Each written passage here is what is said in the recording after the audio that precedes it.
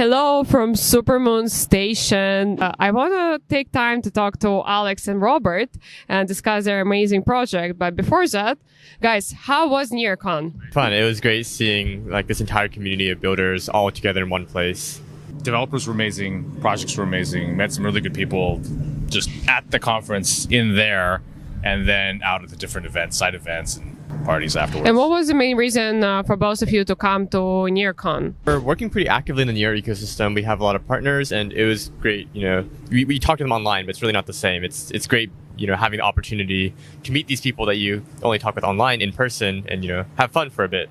Let's talk more about your project. So we do smart contract auditing. We focus mainly on like the Rust-based ecosystem. So NEAR is kind of one of our main areas of interest. I think a lot of it is working closely with partner projects to understand what they're building and to make sure that there's no security flaws, right? The last thing you want to do is deploy on mainnet, and then there's a critical security vulnerability, and then your project is over.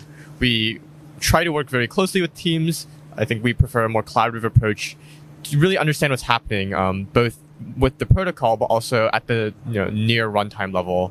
And with that, try to make sure that it is as close to 100% secure as we can possibly make it. Why did you decide to work in the NEAR ecosystem? Yeah, that's a really good question. NEAR is really exciting. I think it's one of the more promising blockchains when it comes to actually delivering on the promise of fast, scalable, cheap transactions. I think the sharding technology is really interesting. I know it's like a little bit underdeveloped right now, but I feel like NEAR has a very strong technical team, and it is pretty likely that it will eventually deliver on that promise. Robert, I saw you had a recent article about GitHub. I was trying to understand it. It's really, really technical.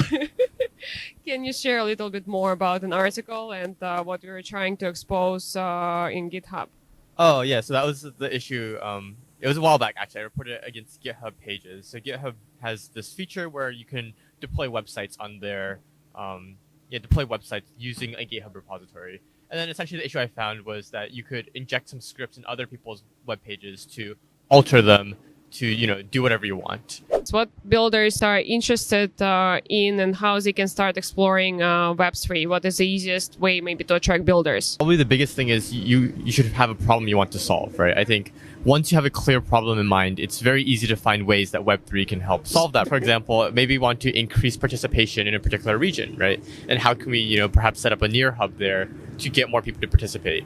I think it's often good to dream realistically, right? To have a specific small problem that you're going to handle first, and then, NEAR has a very good grant program, so they could, help get you funding once you have a plan, a solution for how you can address that problem. Well, what's your craziest story? Please give me something embarrassing. You can share some cool, maybe like some codes that you exposed, maybe some funny story from Audit. You don't need to mention the company name. Yeah. You can omit all sensitive Yeah, there's definitely, details. protocols with like billions of dollars that, we found pretty serious bugs in.